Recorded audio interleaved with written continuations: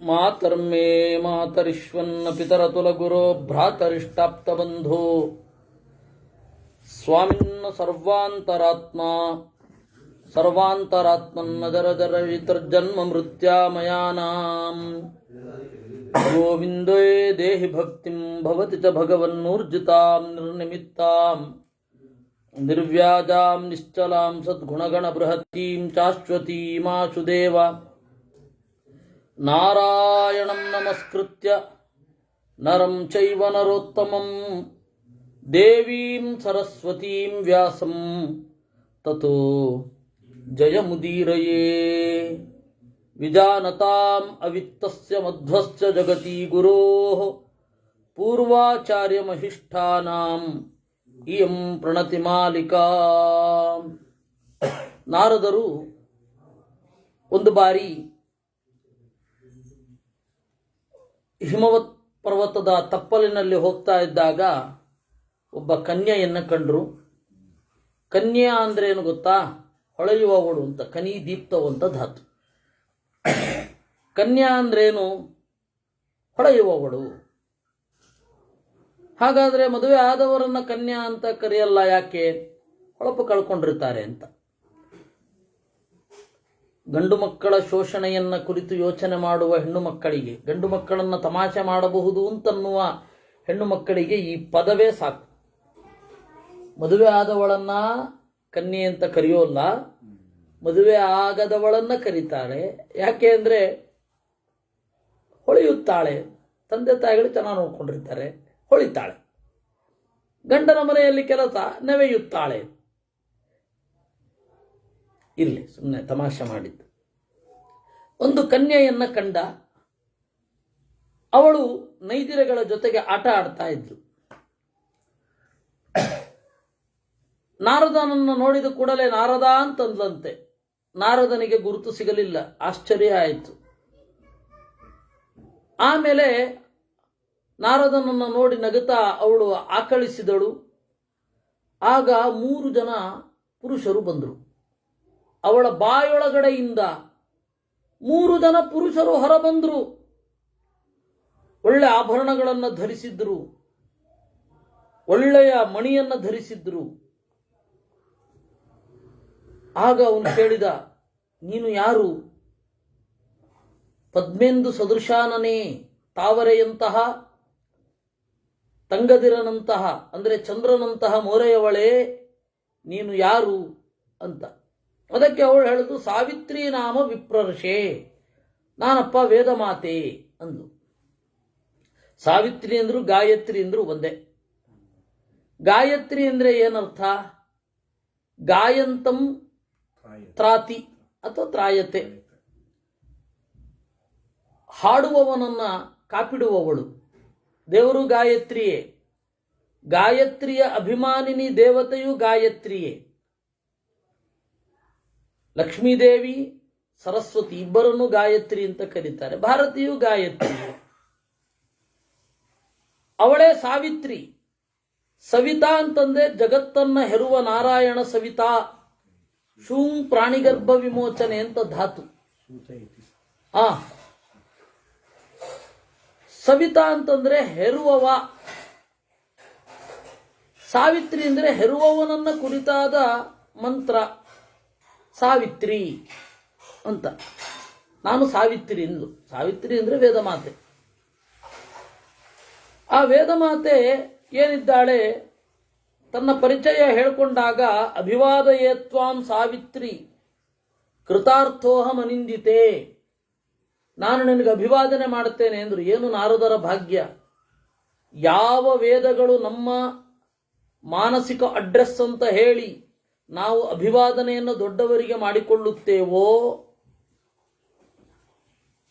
ಅಂತಹ ನಮಸ್ಕಾರವನ್ನ, ಅಭಿವಾದನವನ್ನ ಗಾಯತ್ರಿಯೇ ಸ್ವೀಕಾರ ಮಾಡಿದ್ಲು, ಅಥವಾ ಸಾವಿತ್ರಿಯೇ ಸ್ವೀಕಾರ ಮಾಡಿದ್ಲು ನಾರದರಿಗೆ. ಇದು ನಮ್ಮ ಮಾನಸಿಕ ಅಡ್ರೆಸ್. ಈ ಗೋತ್ರದವ, ಇಷ್ಟು ಜನ ಋಷಿಗಳು ಹೇಳಿದ್ದನ್ನು ಬಳಸುವವ, ನಾನು ಇದೋ ಇಂತಹ ವೇದವನ್ನ, ಇಂತಹ ಶ್ರೌತ ಸೂತ್ರವನ್ನ ಅಧ್ಯಯನ ಮಾಡುವವ, ಇಂತಹ ಮತವನ್ನು ಅನುಸರಿಸುವವ, ನಿನಗಿದೋ ನಮಸ್ಕಾರ. ಸನ್ಯಾಸಿಗಳಿಗೆ ಯಾಕಿಲ್ಲ? ಸನ್ಯಾಸಿಗಳಿಗೆ ಆರ್ಷೇಯ ಇಲ್ಲ. ಯಾಕೆ ಗೊತ್ತಾ? ಆ ಋಷಿಗಳು ಹೇಳಿದ ಮಂತ್ರವನ್ನ ಕಾಮ್ಯ ಕರ್ಮದಲ್ಲಿ ಅಥವಾ ನೈಮಿತ್ತಿಕ ಕರ್ಮದಲ್ಲಿ ಬಳಸಬೇಕು. ಅವರು ಅದ್ಯಾವುದು ಮಾಡೋ ಹಾಗಿಲ್ಲ, ಅದನ್ನು ಬಿಟ್ಟೇ ಬಂದಿರ್ತಾರವರು. ಅದಕ್ಕೆ ಮಧ್ವವಿಜಯದಲ್ಲಿ 9ನೇ ಸರ್ಗದಲ್ಲಿ ಮಧ್ವರನ್ನ ಸಮತೀತ ಗೋತ್ರಕಃ, ಗೋತ್ರವನ್ನು ದಾಟಿದವ, ಅದರಲ್ಲಿ ಪನ್ನು, ಬೆಟ್ಟವನ್ನು ದಾಟಿದವ ಮತ್ತೆ ಗೋತ್ರವನ್ನು ದಾಟಿದವ, ಸಮತೀತ ಗೋತ್ರಕ.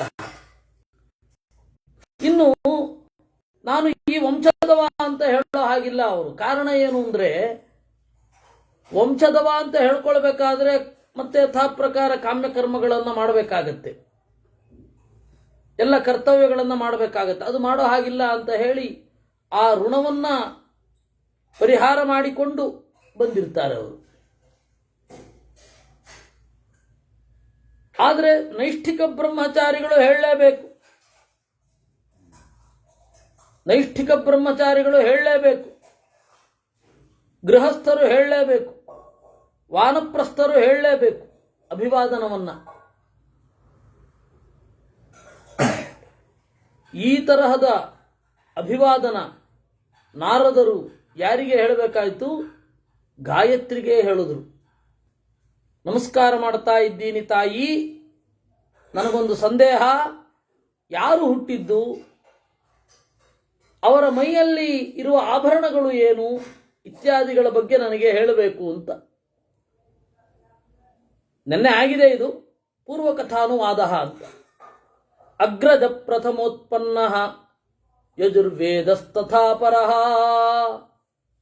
ವೇದ ಮಾತೆಯಾದ ಗಾಯತ್ರಿ ಹೇಳಿದ್ಲು, ಮೊದಲನೇ ಮಗ ಯಾರು ಅಂತಂದ್ರೆ ಯಜುರ್ವೇದ,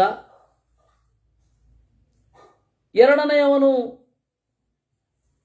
ಋಗ್ವೇದ, ಅಥವಾ ಮೊದಲನೆಯವನು ಋಗ್ವೇದ ಅಂತ ಮಾಡಿ ಎರಡನೆಯವನು ಯಜುರ್ವೇದ ಅಂತ ಮಾಡಬಹುದು. ಮೂರನೆಯ ಮಗ ಸಾಮವೇದ, ನನಗೆ ಸಂಶಯವಿರದಿರಲಿ. ಆ ಬಿಂದುಗಳು ಯಾವುದು ಅಂತಂದ್ರೆ, ವೇದದಲ್ಲಿ ಹೇಳಿದ ವ್ರತಗಳು, ಆಭರಣಗಳು ಯಾವುದು ಅಂದ್ರೆ ಸ್ವರ್ಣ ಬಿಂದು ಅಂತ ಇಲ್ಲಿದೆ. ಸ್ವರ್ಣ ಬಿಂದು ಅಂದ್ರೆ ಆಭರಣ. ಆ ಬಿಂದು ಯಾವುದು ಅಂತಂದ್ರೆ ವೇದದಲ್ಲಿ ಹೇಳಿದ ವ್ರತಗಳು ಮತ್ತು ವೇದದಲ್ಲಿ ಹೇಳಿದ ಯಾಗಗಳು.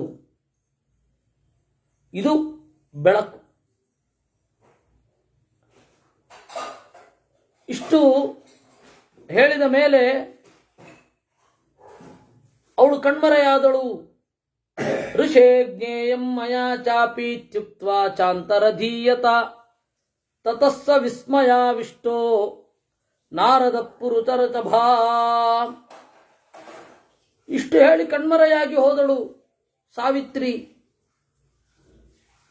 ಅವಾಗ ಧ್ಯಾನಯುಕ್ತ ಸತುಚಿರಂ ನಬುಬೋಧ ಮಹಾಮತಿ. ಇದು ಏನಿದು, ಯಾಕೆ ಅವಳು ಕಣ್ಮರೆಯಾದ್ಲು ಅಂತ ಹೇಳಿ ಯೋಚನೆ ಮಾಡ್ತಾ ಕೂತಾಗ ಗೊತ್ತಾಗಲಿಲ್ಲ. ತತಸ್ನಾತ್ವಾ ಮಹಾತೇಜಾಃ ವಾಗ್ಯತೋ ನಿಯತೇಂದ್ರಿಯಃ ತುಷ್ಟಾವ ಪುರುಷವ್ಯಾಘ್ರೋ ಜಿಜ್ಞಾಸುಶ್ಚ ತದದ್ಭುತಂ. ಅವಾಗ ಚೆನ್ನಾಗಿ ಸ್ನಾನ ಮಾಡಿ ವಾಗ್ಯತಃ ಮೌನಿಯಾಗಿ ತಪಸ್ಸು ಮಾಡಲಿಕ್ಕೆ ಶುರು ಮಾಡಿ ದೇವರನ್ನ ಕೊಂಡಾಡಿದ. ದೇವರನ್ನ ಕೊಂಡಾಡುವುದೇ ತಪಸ್ಸು. ಆಗ ಸಾಕ್ಷಾತ್ ನಾರಾಯಣನೇ ಪ್ರಾದುರ್ಭವಿಸಿದ, ಅವನ ಕಣ್ಮುಂದೆ ಕಂಡ. ಇತಿ ಪೂರ್ವಕಥಾನುವಾದ. ನಾರದರು ಸಾಕ್ಷಾತ್ ನಾರಾಯಣನನ್ನ ಕಂಡರು ಅಂತನ್ನುವಲ್ಲಿಗೆ ನೆನ್ನೆಯ ಕಥೆ ಮುಗಿದಿತ್ತು. ಇವತ್ತು ಅಲ್ಲಿಂದ ಶುರು ಆಗುತ್ತೆ. ತಮಾಗತಂ ಜಗನ್ನಾಥಂ ಸರ್ವಕಾರಣ ಕಾರಣಂ ಅಖಿಲಾಮರ ಮೌಲ್ಯಂಗ ರುಗ್ಮಾರುಣಪದದ್ವಯಂ. ದೇವರು ಬಂದ, ಅವನು ಸರ್ವಕಾರಣ ಕಾರಣಂ, ಎಲ್ಲಕ್ಕೂ ಕಾರಣರಾದ ಬ್ರಹ್ಮಾದಿಗಳಿಗೂ ಕಾರಣ. ಅಖಿಲ ಅಮರ ಮೌಲ್ಯಂಗ ರುಗ್ಮಾರುಣ ಪದದ್ವಯಂ, ಎಲ್ಲ ದೇವತೆಗಳ ಕಿರೀಟಗಳ ಬಂಗಾರದ ಪುಡಿಗಳು ಅವನ ಕಾಲಿನ ಮೇಲೆ ಇದ್ದುವು. ವೈನತೇಯ ಪದಸ್ಪರ್ಶ ಕಿಣ ಶೋಭಿತ ಜಾನುಕಂ. ವೈನತೇಯನ ಮೇಲೆ ಕುಳಿತಿದ್ದಾನೆ. ಆ ವೈನತೇಯನ ಪಕ್ಕೆಗಳ ಮೇಲೆ ದೇವರ ತೊಡೆ ಇಳಿಬಿದ್ದಿದೆ, ಕೂತ್ಕೊಂಡಿದ್ದಾನೆ ಅದರ ಮೇಲೆ. ಪೀತಾಂಬರ ಲಸತ್ಕಾಂಚಿ ಧಾಮ ಬದ್ಧ ಕಟಿ ತಟಂ. ಬಿಸುಣಿ ಬಣ್ಣದ ಪಟ್ಟೆಯುಟ್ಟಿದ್ದಾನೆ. ಬಂಗಾರದ ಡಾಬು ಅವನಲ್ಲಿ ಇದೆ ಸೊಂಟದ ಮೇಲೆ. ಶ್ರೀವತ್ಸವಕ್ಷ ಸಂಚಾರು ಮಣಿ ಕೌಸ್ತುಭಕಂಧರಂ ಮಂದಸ್ಮಿತ ಮುಖಾಂಬೋಜಂ ಚಲದಾಯತ ಲೋಚನಂ. ಶ್ರೀವತ್ಸ ಚಿಹ್ನೆಯ ಎದೆ ಇದೆ. ಕತ್ತಿನಲ್ಲಿ ಕೌಸ್ತುಭ ಎನ್ನುವ ಒಡವೆ ಇದೆ. ಮುಗುಳು ನಗೆಯ ಮೋರೆ ಇದೆ. ಚಲದಾಯತ ಲೋಚನಂ. ಇಡೀ ಪರಿಸರವನ್ನು ದೇವರು ನೋಡ್ತಾ ಇದ್ದಾನೆ ಅಗಲವಾದ ಕಣ್ಣಿನಿಂದ. ಚಲತ್ ಆಯತ ಲೋಚನಂ. ನಮ್ರ ಚಾಪಾನುಕರಣ ನಮ್ರ ಭ್ರೂಯುಗ ಶೋಭಿತಂ ನಾನಾರತ್ನಮಣಿ ವಜ್ರಸ್ಫುರನ್ ಮಕರ ಕುಂಡಲಂ. ಬಾಗಿದ ಬಿಲ್ಲಿನಂತಹ ಚಂದದ ಹುಬ್ಬುಗಳು ಎರಡಿವೆ. ನಮ್ರ ಚಾಪಾನುಕರಣ ನಮ್ರ ಭ್ರೂಯುಗ ಶೋಭಿತಂ. ಥರಥರದ ಮಣಿಗಳಿಂದ ವಜ್ರಗಳಿಂದ ಹೊಳೆಯುವ ಕಿವಿಯೋಲೆಗಳಿವೆ.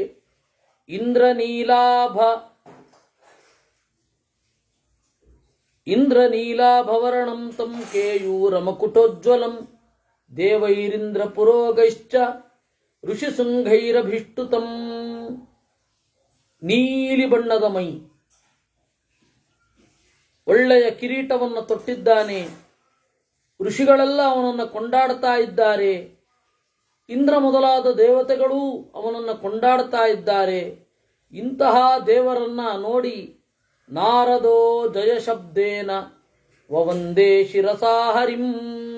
ಜಯ ಜಯ ಅಂತ ಹೇಳಿ ನಮಸ್ಕಾರ ಮಾಡಿದ.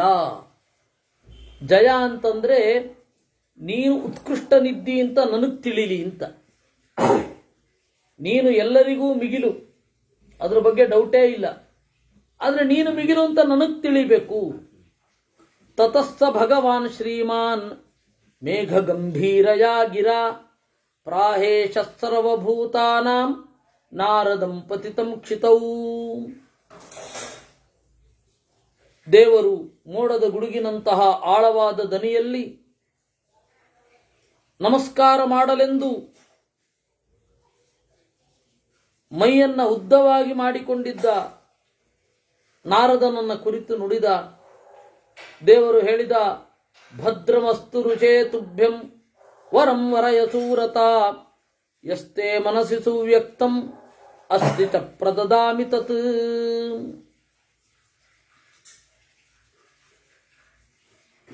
ಋಷೇ, ಓ ಋಷಿಯೇ, ನಿನಗೆ ಒಳಿತಾಗಲಿ.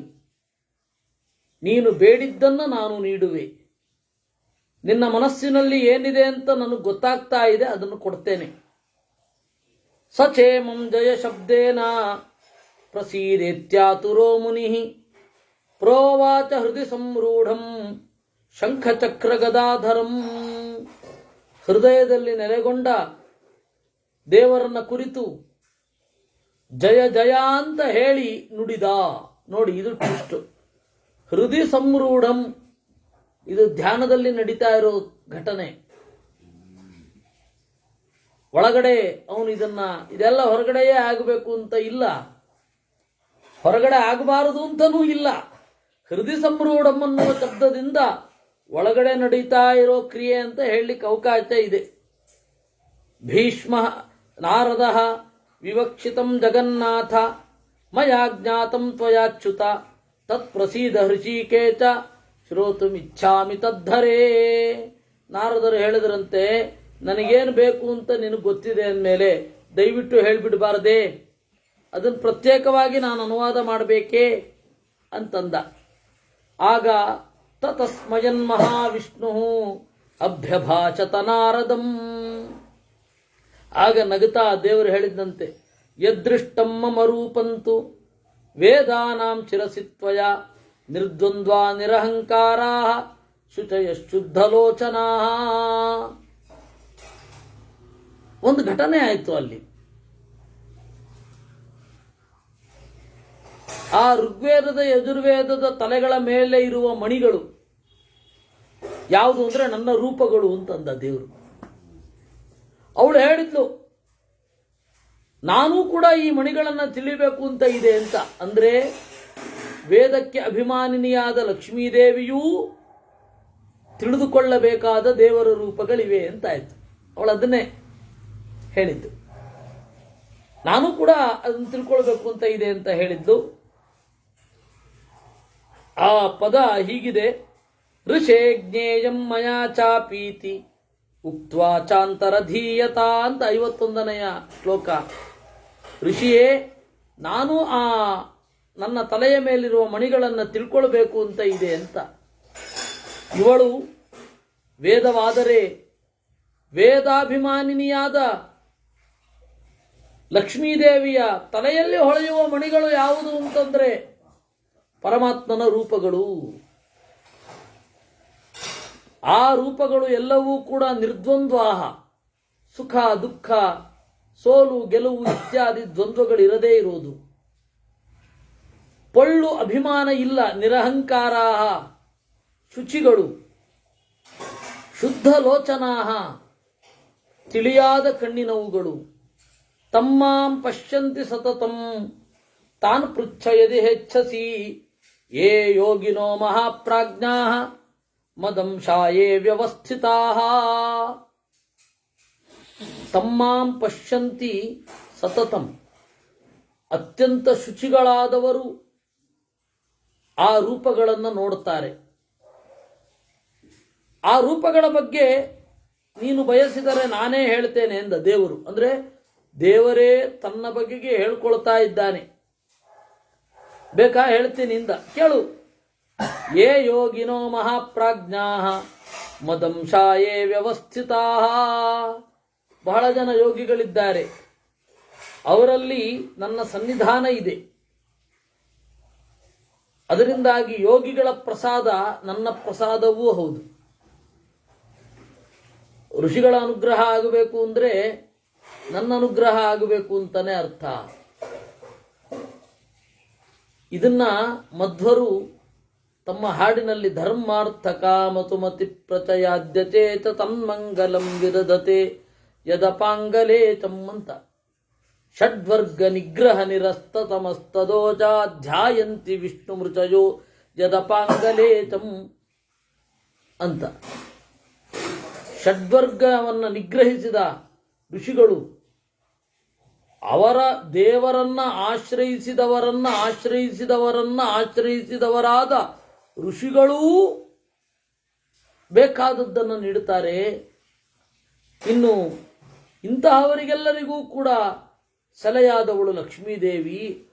ಅವಳಿಗೂ ಕೂಡ ತನ್ನ ಕಡೆಗಣ್ಣ ನೋಟದಿಂದ ಬಲವನ್ನು ತುಂಬುವವ ನಾರಾಯಣ ಅಂತ ಅಲ್ಲಿ ಹೇಳಿದ್ದಾರೆ ಶ್ರೀಸ್ತುತಿಯಲ್ಲಿ. ಅದರಿಂದ ದೇವರು ಇಲ್ಲಿ ಹೇಳೋದ ದೇವರ ಮಾತೆ ಅದು. ಹೋಗು, ನಾನು ಹೇಳೋದಕ್ಕಿಂತ ಅವ್ರ ಹತ್ರ ಹೋಗಿ ಕೇಳು. ತಮ್ಮಾಂ ಪಶ್ಯಂತಿ ಸತತಂ ತಾನ್ ಪೃಚ್ಛಯದಿ ಹೆಚ್ಚಸಿ. ಅವ್ರನ್ನೇ ಹೋಗಿ ಕೇಳು. ಯಾಕೆಂದ್ರೆ ಆ ಋಷಿಗಳಲ್ಲಿ ನನ್ನ ಸನ್ನಿಧಾನ ಇರುತ್ತೆ ಅಂತ.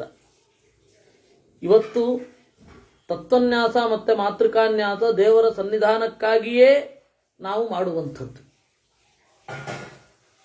ಅದರಿಂದಾಗಿ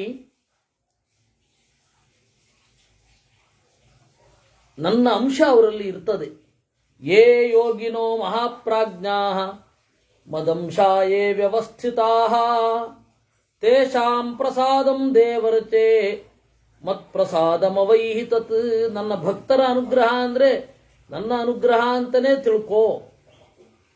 ಹೀಗಾಗಿ ಭಗವದ್ಭಕ್ತರನ್ನ ಯಾಕೆ ಚಿಂತನೆ ಮಾಡಬೇಕು ಅಂದ್ರೆ ದೇವರ ಪ್ರತೀಕ, ಶುದ್ಧವಾದ ಪ್ರತೀಕ ಅಂತ ಚಿಂತನೆ ಮಾಡಬೇಕು ಅಂತ ಆಯ್ತು. ಇತ್ಯುಕ್ತ್ವಾ ಸಜಗಾಮಾಥ ಭಗವಾನ್ ಭೂತಭಾವನಃ ತಸ್ಮಾದ್ವ್ರಜ ಹೃಷೀಕೇಶಂ ಕೃಷ್ಣಂ ದೇವಕಿ ನಂದನಂ. ಈ ರೀತಿಯಾಗಿ ಹೇಳಿ ನಾರದರಿಂದ ದೇವರು ಬೀಳ್ಕೊಂಡ.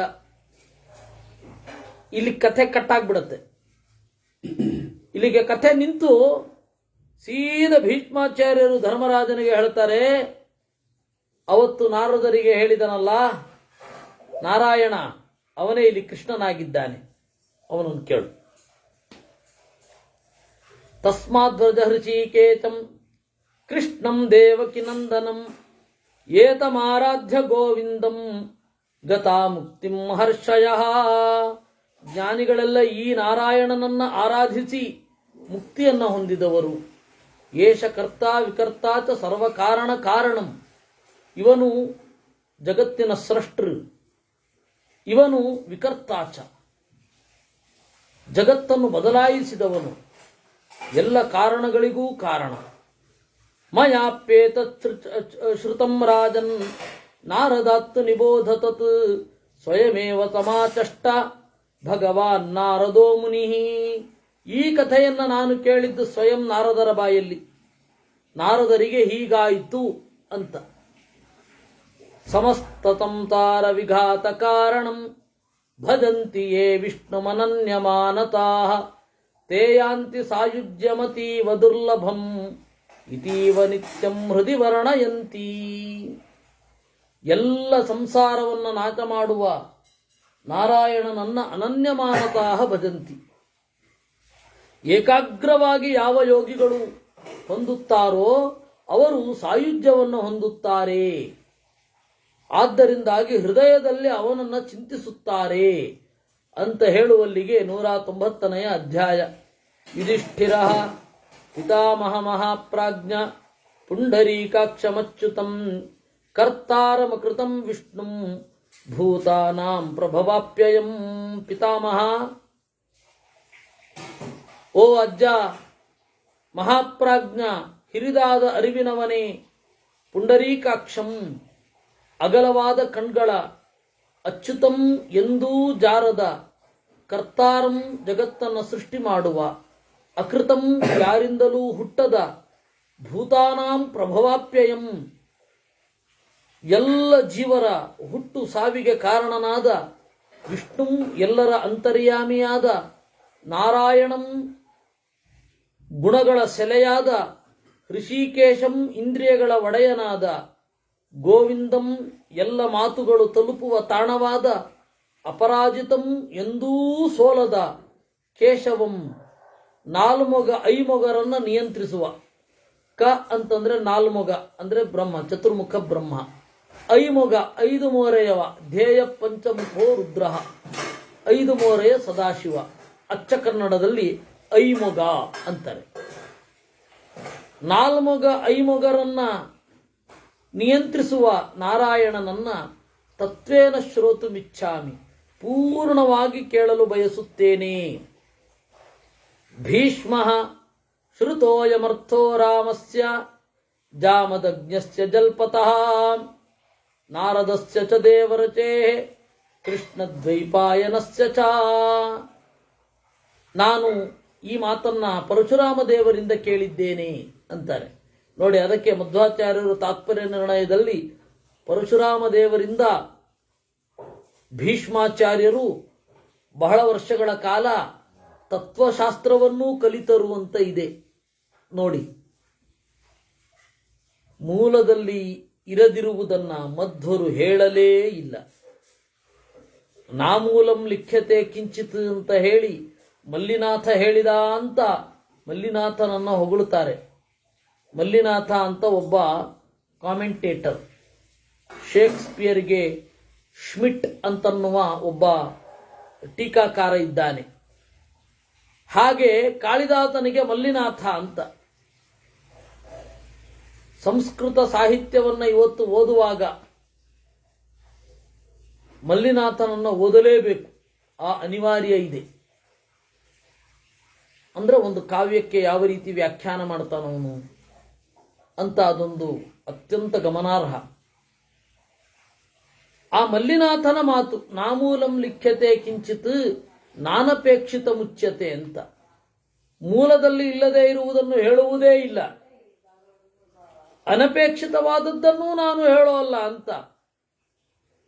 ಅದನ್ನ ಹೇಳಬೇಕಾದದ್ದು ಮೊದಲು ಮಧ್ವಾಚಾರ್ಯರು. ಮಧ್ವಾಚಾರ್ಯರಿಗೆ ಆ ಗುಣ ಇದೆ. ಅವರು ಮೂಲದಲ್ಲಿ ಇಲ್ಲದೆ ಇರೋದನ್ನ ಹೇಳಲೇ ಇಲ್ಲ. ನೋಡಿ, ಇಲ್ಲಿ ಭೀಷ್ಮಾಚಾರ್ಯ ಇಲ್ಲ ಹೇಳ್ತಾರೆ. ನಿಮಗೆ ಆದಿಪರ್ವದಲ್ಲಿ ಇದೆಯಾ ಪರಶುರಾಮನಿಂದ ಭೀಷ್ಮಾಚಾರ್ಯರು ತತ್ವಶಾಸ್ತ್ರವನ್ನು ಕೇಳುದರು ಅಂತ? ಇಲ್ಲಿದೆ. ಆಮೇಲೆ ನಾರದರಿಂದ ಪಾಠ ಕೇಳಿದ್ದೇನೆ, ವೇದವ್ಯಾಸರಿಂದ ಕೇಳಿದ್ದೇನೆ. ಅಸಿತೋ ದೇವಲಸ್ತಾತ ವಾಲ್ಮೀಕಿಶ್ಚ ಮಹಾತಪಾಃ ಮಾರ್ಕಂಡೇಯಶ್ಚ ಗೋವಿಂದಂ ಕಥಯಂತ್ಯದ್ಭುತಂ ಮಹತ್. ಅಸಿತ ದೇವಲ, ವಾಲ್ಮೀಕಿ, ಮಾರ್ಕಂಡೇಯ ಇವರೆಲ್ಲರೂ ಕೂಡ ನಾರಾಯಣನನ್ನ ಹೇಳುತ್ತಾರೆ. ಕೇಶವೋ ಭರತ ಶ್ರೇಷ್ಠ ಭಗವಾನೀಶ್ವರ ಪ್ರಭು ಪುರುಷ ಸರ್ವಮಿತ್ಯೇವ ಶ್ರೂಯತೆ ಬಹುಧಾ ವಿಭು. ಈ ನಾರಾಯಣನನ್ನು ಕೇಶವ ಎನ್ನುತ್ತಾರೆ. ಭಗವಾನ್, ಈಶ್ವರ, ಪ್ರಭು, ಪುರುಷ, ಸರ್ವಮಿತ್ಯೇವ ಎಲ್ಲವೂ ಅಂತ ಹೇಳ್ತಾರೆ. ಸರ್ವ ಅಂತ ದೇವರ ಹೆಸರು, ಅದೇ ವಿಶ್ವ ಆಗಿರೋದು. ಆಮೇಲೆ ವಾಸುದೇವ ಸರ್ವಮಿತಿ ಸಮಹಾತ್ಮ ಸುದುರ್ಲಭ ಅಂತ ಗೀತೆ. ಕಿಂತು ಯಾನಿ ವಿದುರ್ಲೋಕೆ ಬ್ರಾಹ್ಮಣಾಶ್ಚಾರಂಗಧನ್ವನಿ ಮಹಾತ್ಮನಿ ಮಹಾಬಾಹೌ ಶೃಣುತಾನಿ ಯುಧಿಷ್ಠಿರ. ನೋಡು, ದೇವರನ್ನ ಬಹಳ ಮಂದಿ ಬಹಳ ರೀತಿಯಾಗಿ ತಿಳಿದಿದ್ದಾರೆ. ಅದರಲ್ಲಿ ಸ್ವಲ್ಪ ಭಾಗವನ್ನು ನಾನು ಅನುವಾದ ಮಾಡುತ್ತೇನೆ. ಯಾನಿ ಚಾಹುರು ಮನುಷ್ಯೇಂದ್ರ ಯೇ ಪುರಾಣ ವಿದೋ ಜನಾಃ ಮಹಾಭೂತಾನಿ ಭೂತಾತ್ಮ ಮಹಾತ್ಮ ಪುರುಷೋತ್ತಮಃ ವಾಯುರ್ಜ್ಯೋತಿಸ್ತಥಾ ಚಾಪಃ ಖಂಚಗಾಂ ಚಾನ್ವಕಲ್ಪಯತ್. ಪುರುಷೋತ್ತಮನಾದ ಮಹಾತ್ಮ, ಪೂರ್ಣವಾದ ಮನಸ್ಸಿರುವ ನಾರಾಯಣನು ಮಹಾಭೂತಾನಿ ಅನ್ವಕಲ್ಪಯತ್, ಪಂಚಭೂತಗಳನ್ನು ಸೃಷ್ಟಿ ಮಾಡಿದ. ಗಾಳಿಯನ್ನು, ಅಗ್ನಿಯನ್ನು, ಜಲತತ್ವವನ್ನು, ಆಗಸವನ್ನು, ಭೂಮಿಯನ್ನು ಸೃಷ್ಟಿ ಮಾಡಿದ. ಸೃಷ್ಟ್ವಾ ಮಹಾಂತಿ ಭೂತಾನಿ ಸರ್ವಭೂತೇಶ್ವರ ಪ್ರಭು ಅಪ್ಸ್ವೇವ ಶಯನಂ ಚಕ್ರೇ ಮಹಾತ್ಮ ಪುರುಷೋತ್ತಮ. ಹೀಗೆ ಸೃಷ್ಟಿ ಮಾಡಿ ಸೂಕ್ಷ್ಮವಾದ ಪರಮಾಣುಗಳಲ್ಲಿಯೂ ಮಲಗಿಕೊಂಡ ಸರ್ವತೇಜೋಮಯಸ್ತಸ್ಮಿನ್ ಶಯಾನಶಯನೇ ಶುಭೆ ಸೋಗ್ರಜಂ ಸರ್ವಭೂತಾನಾಂ ಸಂಕರ್ಷಣಮಚಿಂತಯತ್. ಎಲ್ಲ ತರಹದ ಬೆಳಕಿನಿಂದ ಕೂಡಿದ ನಾರಾಯಣ ಸಂಕರ್ಷಣನನ್ನು ಚಿಂತಿಸಿದ. ಆಶ್ರಯಂ ಸರ್ವಭೂತಾನಾಂ ಮನಸೇತಿಹ ಶುಶ್ರುಮಃ ಸಧಾರಯತಿ ಭೂತಾತ್ಮ ಉಭೇ ಭೂತ ಭವಿಷ್ಯತಿ.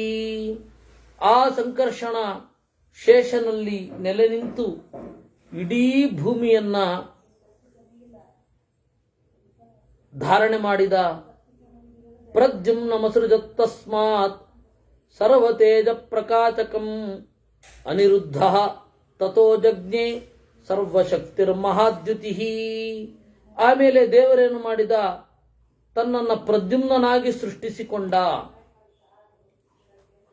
ಅವನು ಅರಿವನ್ನು ನೀಡುವವನಾಗ್ತಾನೆ.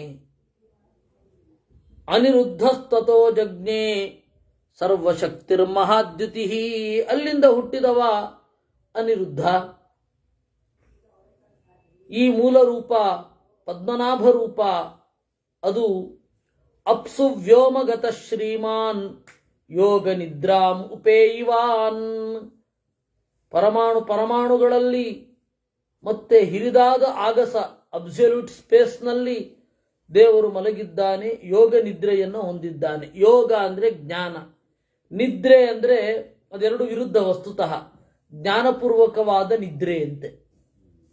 ಜ್ಞಾನಪೂರ್ವಕವಾದ ನಿದ್ರೆ ಅಂದ್ರೆ ಅವನು ಕಣ್ಮುಚ್ಚಿದ್ದಾನೆ ಅಂದ್ರೆ ಎಲ್ಲರ ಅರಿವನ್ನು ಸ್ಥಗನ ಮಾಡಿದ್ದಾನೆ ಅಂತ ಅರ್ಥ. ನಾನು ಯಾವಾಗಲೂ ಹೇಳ್ತಾ ಇರ್ತೇನೆ, ಭಾರತೀಯ ಭಾಷೆಯಲ್ಲಿ ಮಾತ್ರ ರಿಫ್ಲೆಕ್ಷನ್ ಥಿಯರಿ ಇರೋದು. ಅವನು ಮುಚ್ಚಿದ ಅಂದರೆ ಅವರು ಮುಚ್ಚಿದ್ರು ಅಂತ ಅರ್ಥ ಅಂತ ಹಾಗೆ ಹೇಳ್ತೇವೆ. ನಮ್ಮನ್ನ ಇಟ್ಟುಕೊಂಡು ಬೇರೆ ವಸ್ತುವನ್ನ ಹೇಳ್ತೇವೆ, ಅಥವಾ ಬೇರೆ ವಸ್ತುವನ್ನ ಇಟ್ಟುಕೊಂಡು ನಮ್ಮನ್ನ ಹೇಳ್ತೇವೆ. ಅದೇ ಊರು ಬಂತು ಇದ್ದ ಹಾಗೆ. ತತ್ರ ತಸ್ಮಿನ್ ಮಹಾಭಾಗೋ ಪ್ರಾದುರ್ಭೂತೆ ಮಹಾತ್ಮನಿ ಭಾಸ್ಕರ ಪ್ರತಿಮಂ ದಿವ್ಯಂ. ಅದರಿಂದಾಗಿ ಯೋಗ ನಿದ್ರೆ ಅಂದ್ರೆ ಏನು? ಜ್ಞಾನಪೂರ್ವಕವಾದ ಶಯನ ಅಷ್ಟೇ. ದೇವ್ರ ಜ್ಞಾನ ಇದೆ, ಅವನು ನಿದ್ರೆ ಕಣ್ಮುಚ್ಚಿದ್ರಿಂದ ಉಳಿದ ಎಲ್ಲರಿಗೂ ಅವನು ಕಣ್ಣು ಮುಚ್ಚಿದ್ದಾನೆ ಅಂದ್ರೆ ಎಲ್ಲರಿಗೂ ಜ್ಞಾನ ಇಲ್ಲ. ಅದಕ್ಕೆ ಈ ಸ್ಥಿತಿಯನ್ನೇ ಮಧ್ವರು ವರ್ಣನೆ ಮಾಡಿದ್ದು. ಇದು ಮಹಾಭಾರತ ತಾತ್ಪರ್ಯ ನಿರ್ಣಯದ ಮೊದಲನೇ ಅಧ್ಯಾಯದಲ್ಲಿ ಧ್ಯಾನಂಗತಾನ್ ಶ್ರುತಿಗತಾನ್ಶ್ಚ ವಿಮುಕ್ತಿ ಸಂಸ್ಥಾನ್ ಅಂತ ತನ್ನ ಉದರದ ಒಳಗಡೆ ಇರುವ ಎಲ್ಲಾ ತರಹದ ಜೀವರನ್ನ ನೋಡಿದನಂತೆ. ಸಂಸಾರದಲ್ಲಿರುವವರೆಲ್ಲ ಮಲಗಿದ್ದಾರೆ, ರೆಸ್ಟ್. ಮುಕ್ತರೆಲ್ಲ ಆನಂದದಿಂದ ಇದ್ದಾರೆ. ಹೀಗೆ ಅದರಿಂದಾಗಿ ದೇವರ ಆ ಸ್ಟೇಜ್. ಹಾಗೆ ಇರುವ ನಾರಾಯಣನ ಹೊಕ್ಕೊಳ್ಳೊಳಗಿಂದ ತಾವರೆಯೊಂದು ಅರಳಿತು. ತತ್ರ ತಸ್ಮಿನ್ ಮಹಾಭಾಗೋ ಪ್ರಾದುರ್ಭೂತೆ ಮಹಾತ್ಮನಿ ಭಾಸ್ಕರ ಪ್ರತಿಮಂ ದಿವ್ಯಂ ನಾಭ್ಯಾಂ ಪದ್ಮಮಜಾಯತ. ಅವನ ಹೊಕ್ಕೊಳ್ಳೊಳಗಿಂದ ಸೂರ್ಯನಂತೆ ಕಂಗೊಳಿಸುವ ತಾವರೆಯೊಂದು ಹುಟ್ಟಿತು. ಸ ತತ್ರ ಭಗವಾನ್ ದಿವ್ಯ ಪುಷ್ಕರೇ ಭಾಸಯಂದಿತಃ ಬ್ರಹ್ಮ ತಮಭವತ್ತತ್ರ ಸರ್ವಭೂತ ಪಿತಾಮಹ. ಆ ಹೊಕ್ಕಳೊಳಗಡೆಯಿಂದ ತಾವರೆ ಬಂದಿತ್ತು. ತಾವರೆ ಅಂದ್ರೆ ನಾರ್ಮಲ್ ತಾವರೆ ಅಲ್ಲ, ಅದು ಲೋಕವೆಂಬ ತಾವರೆ. ಈ ತಾವರೆಗೆ ಹಲವಾರು ದಳಗಳಿರುತ್ತೆ. ಆ ಲೋಕವೆಂಬ ತಾವರೆಗೆ 14 ಸ್ಥಾನಗಳೆಂಬ ದಳ. ಬ್ರಹ್ಮಾಂಡಕ್ಕೆ 14 ಲೋಕಗಳು, ಆ 14 ಲೋಕಗಳೆಂಬ ದಳಗಳು. ಅಲ್ಲಿ ಬ್ರಹ್ಮ ಮೂಡಿದ. ತತಸ್ತಸ್ಮಿನ್ ಮಹಾಬಾಹು ಪ್ರಾದುರ್ಭೂತೆ ಮಹಾತ್ಮನಿ ತಮಸ ಪೂರ್ವಜೋ ಜಜ್ಞೆ ಮಧುರ್ನಾಮ ಮಹಾತುರಃ. ಅವನು ಹುಟ್ಟಿದ ಕೂಡಲೇ ಮಧು ಅಂತನ್ನುವ ಒಬ್ಬ ಅಸುರ ಹುಟ್ಟಿದ. ತಮುಗ್ರ ಮುಗ್ರ ಕರ್ಮಾಣಂ ಉಗ್ರಾಂ ಬುದ್ಧಿಂ ತಮಾಸ್ಥಿತಂ ಬ್ರಹ್ಮಣೋಪಚಿತಿಂ ಕುರ್ವನ್ ಜಘಾನ ಪುರುಷೋತ್ತಮಃ. ಆ ಮಧು ಎನ್ನುವ ಅಸುರನನ್ನ ದೇವರು ಮುಂದಿನ ಕ್ರಿಯೆಗಳಿಗೆ ಅನುಕೂಲ ಆಗಲಿ ಅಂತ ಹೇಳಿ ಅವನನ್ನು ಸಂಹರಿಸಿದ. ಅದರಿಂದಾಗಿ ದೇವರ ಹೆಸರು ಮಧುಸೂದನ. ಸೂದನ ಅಂದ್ರೆ ಕೊಂದವ. ಮಧು ಅಂದ್ರೆ ಅಸುರ. ಆ ಮಧು ಎನ್ನುವ ಅಸುರನನ್ನ ಇವನು ಕೊಂದ ಅಂತ ಹೇಳಿ ಮಧುಸೂದನ ಅಂತ ಕರೆಯೋದು. ನಾವಿವತ್ತು ಮಧುಸೂದನ ಅಂತ ಹೆಸರಿಟ್ರೆ ಮಧು ಮಧು ಅಂತ ಅವನನ್ನೇ ಕರಿತೀವಿ. ತದಾ ಪ್ರಭೃತಿತಂ ತರವೇ ದೇವದಾನವಮಾನವಾ ಮಧುಸೂದನ ಇತ್ಯಾಹು ಋಷಭಂ ಸರ್ವಸಾತ್ವತಾಂ. ಹೀಗೆ ಮಧುಸೂದನ ಅಂತ ಅವನನ್ನು ಕರೀತಾರೆ ಎಲ್ಲ ದೇವತೆಗಳು. ಯಾಕೆಂದ್ರೆ ಸೃಷ್ಟಿಯ ಆದಿಯಲ್ಲಿ ಬಂದ ಅಸುರ ಮಧುವನ್ನ ದೇವರು ಕೊಂದ ಅಂತ. ಬ್ರಹ್ಮಾತು ಸಸೃಜೆ ಪುತ್ರಾನ್ ಮಾನಸಾನ್ ದಕ್ಷ ಸಪ್ತಮಾನ್. ಆಮೇಲೆ ಬ್ರಹ್ಮದೇವರೇನ್ ಮಾಡಿದ್ರು? ಸಂಕಲ್ಪದಿಂದಲೇ ಸೃಷ್ಟಿ ಮಾಡಿದ್ರು. ಮರೀಚಿಂ ಅತ್ರ್ಯಂಗಿರತೌ ಪುಲಸ್ತ್ಯಂ ಪುಲಹಂ ಕ್ರತುಂ ಅಂತ. ಮರೀಚಿ, ಅತ್ರಿ, ಅಂಗಿರಸ್, ಪುಲಸ್ತ್ಯ, ಪುಲಹ, ಕ್ರತು, ಆಮೇಲೆ ದಕ್ಷ. ಹೀಗೆ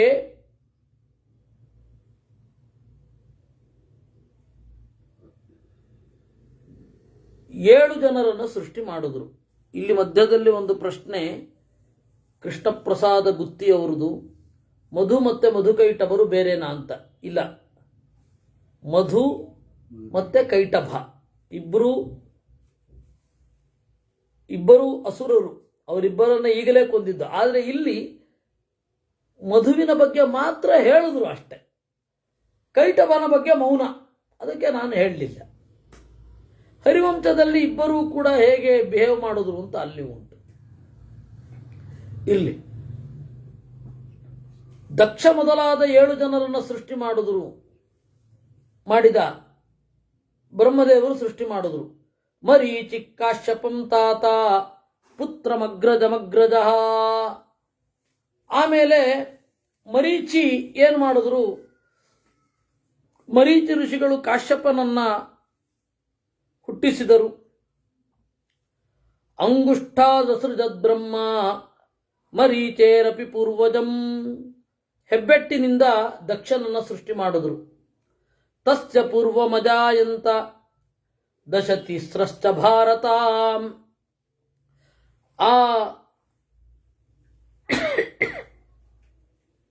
ಅವರಿಗೆ ಮೊದಲು ಹೆಣ್ಣು ಮಕ್ಕಳು ತಯಾರಾಗಿದ್ರು.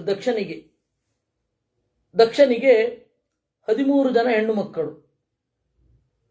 ದಕ್ಷನೂ ಬ್ರಹ್ಮದೇವರ ಮಗನೇ ಆಯ್ತೆ. ಕಾಶ್ಯಪರು ಬ್ರಹ್ಮದೇವರ ಮಕ್ಕಳೇ. ಸಂಬಂಧವೇ ಆಗಲಿಲ್ವಾ?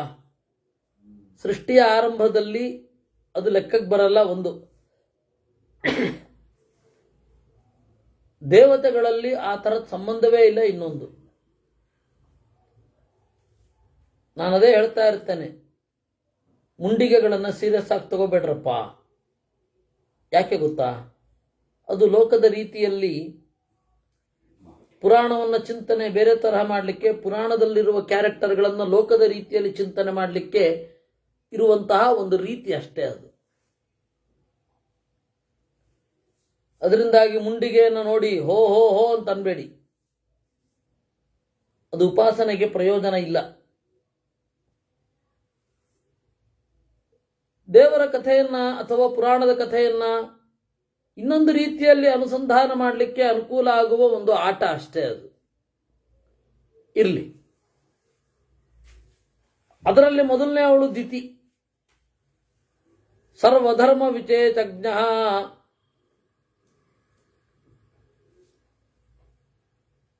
ಪುಣ್ಯಕೀರ್ತಿರ್ಮಹಾಯತ, ಮಾರೀಚ ಕಾಶ್ಯಪಸ್ತಾತ ಸರ್ವಾಸಾಂ ಅಭವತ್ಪತಿ. ಎಲ್ಲ ಧರ್ಮ ವಿಶೇಷಗಳನ್ನು ತಿಳಿದ ಪುಣ್ಯಕೀರ್ತಿಯಾದ ಹಿರಿದಾದ ಕೀರ್ತಿ ಇರುವ ಕಾಶ್ಯಪರು ಅಥವಾ ಕಶ್ಯಪರು ಎರಡೂ ಹೇಳ್ತಾರೆ. ಕಾಶ್ಯ ಅಂದರೆ ಬ್ರಹ್ಮ, ಬ್ರಹ್ಮನಲ್ಲಿ ರತನಾಗಿದ್ದಾನೆ, ಆದ್ದರಿಂದಾಗಿ ಕಾಶ್ಯಪ. ಕಾಶ್ಯಂ ಬ್ರಹ್ಮ ಪಿಬತಿ, ಅದರಿಂದಾಗಿ ಕಾಶ್ಯಪರು. ಇನ್ನು ಕಶ್ಯಪ ಅಂತ ಕೂಡ ಹೇಳ್ತಾರೆ. ಪಶ್ಯಕ ಕಶ್ಯಪೋಭವತ್ ಅಂತ ಹೇಳಿ ತೈತ್ತಿರೀಯ ಆರಣ್ಯಕ. ಹೀಗಾಗಿ ಪಶ್ಯಕನೇ ಕಶ್ಯಪನಾದ. ಹೀಗೆ ಕಶ್ಯಪರು. ಮಾರೀಚ ಕಾಶ್ಯಪಸ್ತಾತ ಸರ್ವಾಸಾಮಭವತ್ಪತಿ. ಹೀಗೆ ಇವರೆಲ್ಲ ಮತ್ತೆ ಮತ್ತೆ ಮತ್ತೆ ಮತ್ತೆ ಹುಟ್ಟುತ್ತಾ ಇರ್ತಾರೆ. ಇದೇನು ಮೊದಲನೇ ಬಾರಿ ಹುಟ್ಟುತ್ತಾರೆ ಮತ್ತೆ ಹುಟ್ಟಲ್ಲ ಅಂತಿಲ್ಲ. ಕೆಲವೊಬ್ರು ಇದೇ ದೇಹ ಇದ್ದಾಗಲೂ ಬೇರೆ ದೇಹ ತಗೊಳ್ತಾರೆ. ಕೆಲವೊಬ್ಬರು ಈ ದೇಹವನ್ನು ತೊರೆದು ಬೇರೆ ದೇಹವನ್ನು ಪಡಿತಾರೆ. ಅದರಿಂದಾಗಿ ಮಹಾಭಾರತ ತಾತ್ಪರ್ಯ ನಿರ್ಣಯದ 3ನೇ ಅಧ್ಯಾಯದಲ್ಲಿ ಮತ್ತೆ ಮತ್ತೆ ಹೇಗೆ ಹುಟ್ಟಿದ್ರು ಅಂತ ಹೇಳಿ ಉಂಟು. ಬ್ರಹ್ಮಾಂಡದ ಹೊರಗಡೆ ಇವರೆಲ್ಲ ಹುಟ್ಟಿದ್ದಾರೆ, ಅವರೇ ಬ್ರಹ್ಮಾಂಡದ ಒಳಗಡೆ ಹುಟ್ಟಿದ್ದು. ಹೀಗಾಗಿ ಇದೇ ಅವರ 2ನೆಯ ಜನ್ಮ. ಆಮೇಲೆ ಈ ದಕ್ಷ ಪ್ರಚೇತಸರು ಅಂತನ್ನುವ 10 ಜನರಿಂದಲೂ ಹುಟ್ಟುತ್ತಾನೆ. ಅಂದರೆ ಒಂದು ರೀತಿ ಮೊಮ್ಮಕ್ಕಳೋ ಮರಿಮಕ್ಕಳೋ ಹೊಟ್ಟೆಯಲ್ಲಿ ಮತ್ತೆ ಹುಟ್ಟಿದ ಹಾಗೆ. ಇರಲಿ, ಅವರು ಪ್ರಜ್ಞಾಪೂರ್ವಕವಾಗಿ ದೇವರ ಒಂದು ಸಂಕಲ್ಪದಂತೆ ಮತ್ತೆ ಮತ್ತೆ ಹುಟ್ಟುತ್ತಾ ಇರ್ತಾರೆ. ಹೀಗಾಗಿ ಅವರಿಗೆ ಈ ದೋಷಗಳಿಲ್ಲ. ಆಮೇಲೆ ದದೌ ದಶ ಸಧರ್ಮಾಯ, ಕಾಶ್ಯಪರು 10 ಜನ ಮಕ್ಕಳನ್ನ ಯಮಧರ್ಮನಿಗೆ ಕೊಟ್ಟರು. ದಕ್ಷ ಪ್ರಜಾಪತಿ ಯಮಧರ್ಮನಿಗೆ 10 ಕೊಟ್ಟ. 13 ಜನ ಅವರಿಗೆ, 10 ಜನರನ್ನ ಧರ್ಮನಿಗೆ. ಧರ್ಮಸ್ಯ ವಸವ ಪುತ್ರಾ ರುದ್ರಾಶ್ಚಾಮಿತ ತೇಜತಃ. ಆ ಧರ್ಮನಿಗೆ ಈ ಎಲ್ಲ ಹೆಣ್ಣು ಮಕ್ಕಳಲ್ಲಿ ವಸುಗಳು, ರುದ್ರರು, ಗಣಗಳು, ವಿಶ್ವೇ ದೇವತೆಗಳು, ಸಾಧ್ಯರು, ಮರುದ್ದೇವತೆಗಳು ಎಲ್ಲ ಹುಟ್ಟಿದ್ರು. ಆಮೇಲೆ ಇನ್ನು 27 ಜನ ಮಕ್ಕಳಿದ್ರು ದಕ್ಷ ಪ್ರಜಾಪತಿಗೆ. ಸೋಮಸ್ತಾಸಾಂ ಮಹಾಭಾಗ ಸರ್ವಾಸಾಂ ಅಭವತ್ಪತಿ. ಆ 27 ಜನ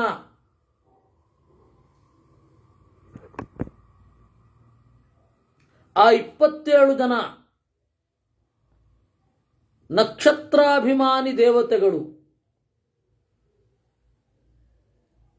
ರೋಹಿಣಿ, ಅಶ್ವಿನಿ, ಭರಣಿ, ಕೃತ್ತಿಕಾ ಇತ್ಯಾದಿ, ಇವರೆಲ್ಲರೂ ಕೂಡ ಚಂದ್ರನನ್ನ ಮದುವೆ ಆದರು. ಇತರಾಸ್ತು ವ್ಯಜಾಯಂತ ಗಂಧರ್ವಾನ್ಸ್ತು ರಗಾನ್ ದ್ವಿಜಾನ್ ಗಾವ ಕಿಂ ಪುರುಚಾನ್ ಮತ್ಸ್ಯಾನ್ ದ್ವಿರದಾನ್ಶ್ಚ ವನಸ್ಪತೀನ್. ಮತ್ತೆ ಉಳಿದವರೆಲ್ಲ ಗಂಧರ್ವರನ್ನ, ಅಶ್ವಗಳನ್ನ, ಬ್ರಾಹ್ಮಣರನ್ನ, ಹಸುಗಳನ್ನ, ಕಿಂಪುರುಚರನ್ನ, ಮತ್ಸ್ಯರನ್ನ ಎಲ್ಲ ಹುಟ್ಟಿಸಿದರು. ಆದಿತ್ಯ ನದಿತಿರ್ಜಜ್ಞೆ. ಅದಿತಿಯಿಂದ ಹುಟ್ಟಿದ ದೇವತೆಗಳು ಆದಿತ್ಯರು.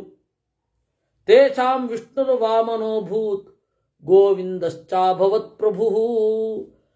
ಆ ಅದಿತಿಯ 12ನೆಯ ಮಗ ಸಾಕ್ಷಾತ್ ನಾರಾಯಣ, ಅವನನ್ನ ವಾಮನ ಅಂತ ಕರೀತಾರೆ. ಅವನು ಇಂದ್ರನಿಗೆ ಭೂಮಿಯನ್ನ ಕೊಟ್ಟ, ಅದರಿಂದಾಗಿ ಅವನ ಹೆಸರು ಗೋವಿಂದ. ಇದನ್ನು ಹೇಳಬೇಕಿತ್ತು ಅವರಿಗೆ. ಅದಕ್ಕೆ ವೇಗವಾಗಿ ಧಾವತ್ ಕ್ರಮ ಅಂತ ಹೇಳ್ತಾರೆ. ಧಾವತ್ ವರ್ಣನ ಅಂದ್ರೆ ಬೇಗ ಬೇಗ ಬೇಗ ಬೇಗ ಹೇಳ್ಕೊಂಡು ಹೋಗ್ತಾರೆ, ವಿಸ್ತಾರವಾಗಿ ಕ್ರಮವಾಗಿ ಹೇಳಲ್ಲ. ಈ ತರಹದ ಧಾವತ್ ಕ್ರಮದಿಂದ ಹೇಳುವಾಗ ಬೇರೆ ಉದ್ದೇಶ ಇದೆ ಅಂತ. ಇಲ್ಲಿ ಸೃಷ್ಟಿಯನ್ನ ಹೇಳುವ ಉದ್ದೇಶ ಅಲ್ಲ ಇರೋದು, ದೇವರ ಮಹಿಮೆಯನ್ನು ಹೇಳುವ ಉದ್ದೇಶ. ಆದರೆ ಸೃಷ್ಟಿಯನ್ನ ಹೇಳಬೇಕಾಗತ್ತೆ, ಅದರಿಂದಾಗಿ ಸಂಕ್ಷಿಪ್ತವಾಗಿ ಹೇಳ್ಕೊಂಡು ಮುಂದೊಟ್ಟೋಗ್ತಾರೆ. ಅದರಿಂದ ಸೃಷ್ಟಿಗೆ ಸಂಬಂಧಿಸಿದ ತೀರ ಸೂಕ್ಷ್ಮ ಪ್ರಶ್ನೆಗಳನ್ನು ನೀವು ಹೇಗೆ ಕೇಳಬೇಕು, ಅಥವಾ ಅಂದರೆ ಈಗಾಗಲೇ ಹೇಳಿದೆ,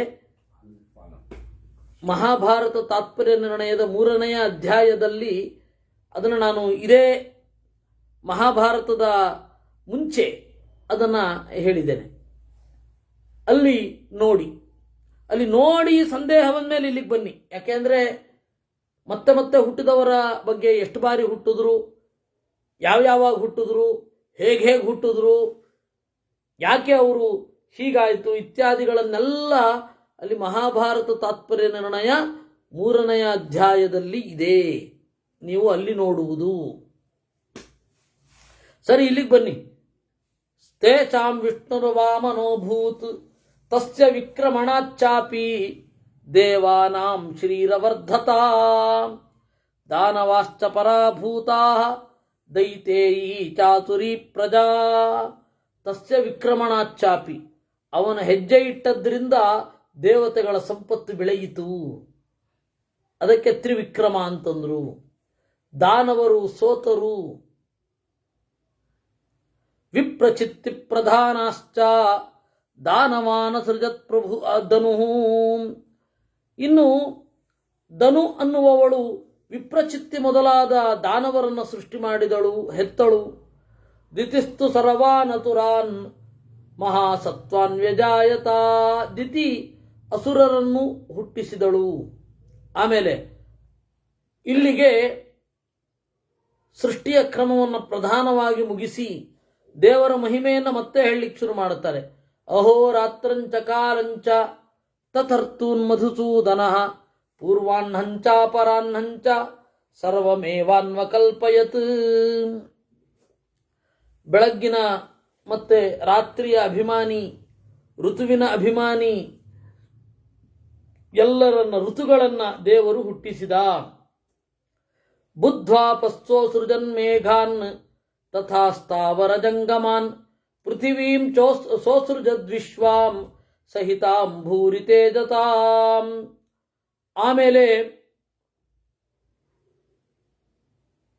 ನೀರನ್ನು, ಮೋಡಗಳನ್ನು, ಸ್ಥಾವರ ಜಂಗಮ ಪ್ರಪಂಚವನ್ನು, ಪೃಥಿವಿಯನ್ನು ಹುಟ್ಟಿಸಿದ.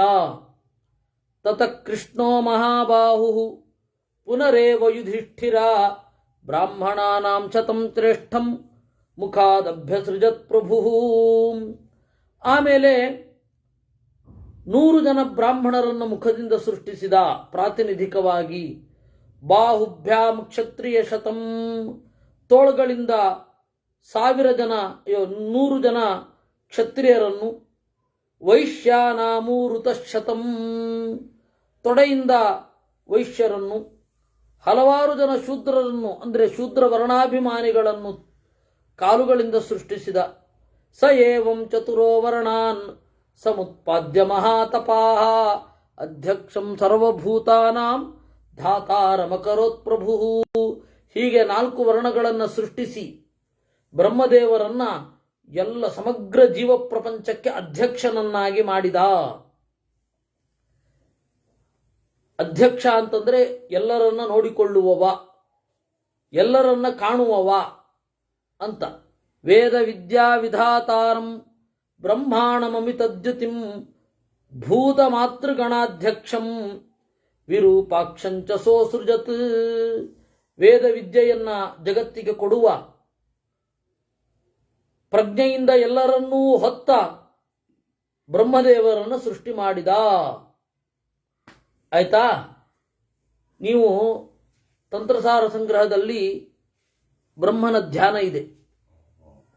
ಅದರಲ್ಲಿ ಅವರು ಹೇಳ್ತಾರೆ, ಮುಖದಿಂದ ಎಲ್ಲ ವಿದ್ಯೆಗಳನ್ನ ಹೇಳ್ತಾ ಇರುವ ಬ್ರಹ್ಮದೇವರನ್ನ ನೆನಪಿಸಿಕೊಳ್ಬೇಕು ಅಂತಾರೆ. ಬ್ರಹ್ಮದೇವರನ್ನ ಧ್ಯಾನ ಮಾಡೋದಾದ್ರೆ. ಬ್ರಹ್ಮದೇವರಿಗೆ ಪೂಜೆ ಇಲ್ಲ ಅಂತ ಆಚಾರ ಆ ಥರ ಏನು ಹೇಳಲಿಲ್ಲಪ್ಪ. ಎಲ್ಲಿಂದ ಬಂತೋ ದೇವರಿಗೆ ಗೊತ್ತು. ಅಶ್ವಿನಾಸ್ ಕಲ್ಯಾಣದಲ್ಲಿ ಇದು ಒಂದು. ಬ್ರಹ್ಮದೇವ್ರಿಗೆ ಶಾಪ ಕೊಟ್ಟರು ದುರ್ವಾಸರು, ನಿಮಗೆ ಪೂಜೆ ಇರಬಾರ್ದು ಅಂತ. ಆಚಾರ್ಯರು 2-3 ಮಂತ್ರ ಹೇಳ್ತಾರ್ರಿ ಅವ್ರಿಗೆ.